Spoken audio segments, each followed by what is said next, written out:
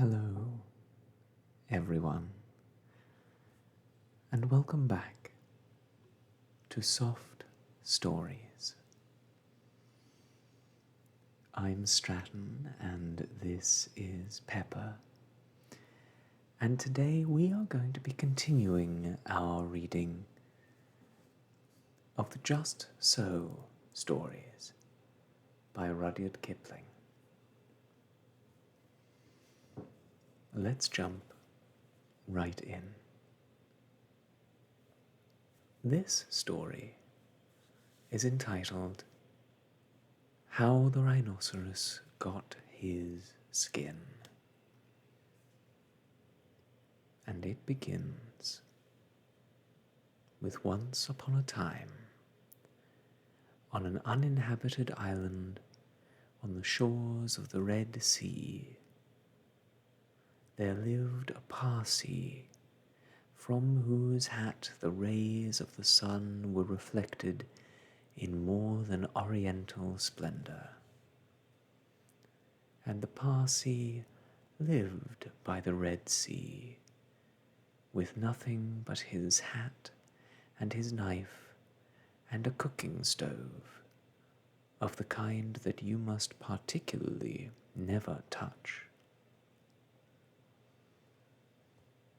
And one day he took flour and water and currants and plums and sugar and things, and made himself one cake which was 2 feet across and 3 feet thick. It was, indeed, a superior comestible. That's magic. And he put it on the stove, because he was allowed to cook on that stove. And he baked it, and he baked it, till it was all done brown, and smelt most sentimental. But just as he was going to eat it, there came down to the beach, from the altogether uninhabited interior, one rhinoceros, with a horn on his nose, 2 piggy eyes, and few manners. In those days, the rhinoceros's skin fitted him quite tight. There were no wrinkles on it anywhere. He looked exactly like a Noah's Ark rhinoceros, but, of course, much bigger. All the same, he had no manners then, and he has no manners now, and he never will have any manners. He said, "How?"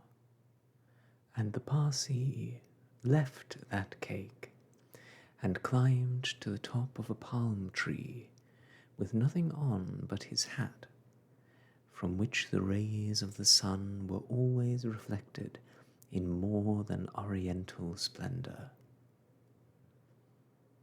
And the rhinoceros upset the oil stove with his nose, and the cake rolled on the sand. And he spiked that cake on the horn of his nose, and he ate it.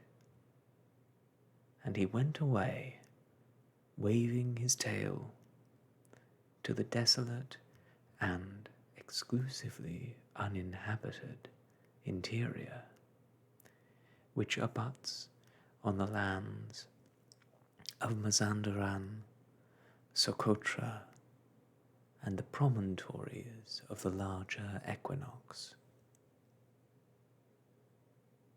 Then the Parsee came down from his palm tree and put the stove on its legs and recited the following sloka, which, as you have not heard, I will now proceed to relate.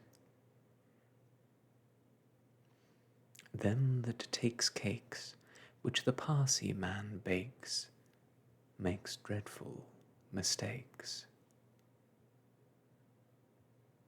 And there was a great deal more in that than you would think, because 5 weeks later there was a heat wave in the Red Sea, and everybody took off all the clothes they had. The Parsee took off his hat, but the rhinoceros took off his skin and carried it over his shoulder as he came down to the beach to bathe. In those days, it buttoned underneath, with 3 buttons, and looked like a waterproof. He said nothing whatever about the Parsee's cake, because he had eaten it all, and he never had any manners, then, since, or henceforth. He waddled straight into the water, and blew bubbles through his nose, leaving his skin on the beach. Presently, the Parsee came by and found the skin, and he smiled one smile that ran all round his face 2 times. Then he danced 3 times round the skin and rubbed his hands. Then he went to his camp and filled his hat with cake crumbs, for the Parsee never ate anything but cake, and never swept out his camp. He took that skin, and he shook that skin, and he scrubbed that skin, and he rubbed that skin just as full of old, dry, stale, tickly cake crumbs and some burned currants as ever it could possibly hold. Then he climbed to the top of his palm tree and waited for the rhinoceros to come out of the water and put it on. And the rhinoceros did. He buttoned it up with the 3 buttons, and it tickled like cake crumbs in bed. Then he wanted to scratch, but that made it worse. And then he lay down on the sands and rolled and rolled and rolled.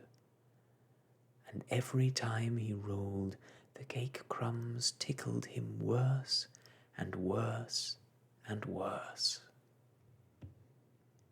Then he ran to the palm tree and rubbed and rubbed and rubbed himself against it. He rubbed so much and so hard that he rubbed his skin into a great fold over his shoulders and another fold underneath where the buttons used to be. But he rubbed the buttons off, and he rubbed some more folds over his legs, and it spoiled his temper. But it didn't make the least difference to the cake crumbs. They were inside his skin, and they tickled. So he went home, very angry indeed, and horribly scratchy.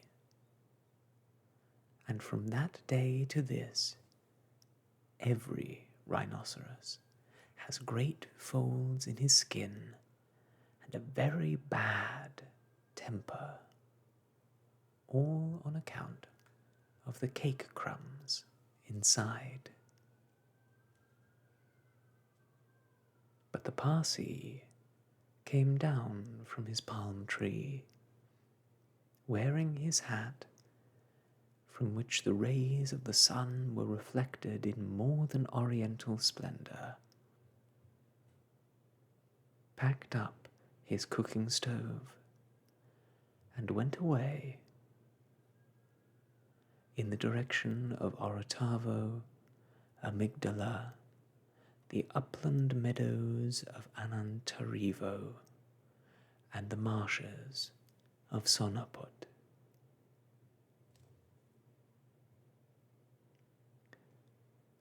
This uninhabited island is off Cape Gardafui, by the beaches of Socotra and the pink Arabian Sea. But it's hot, too hot from Suez for the likes of you and me, ever to go in a P&O and call on the cake Parsee.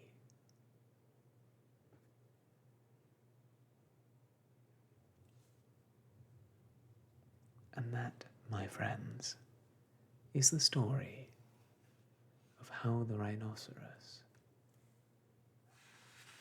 got his skin. Thank you so much for joining me today on Soft Stories.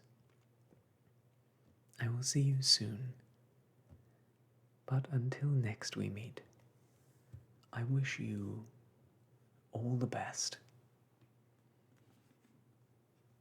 and goodbye.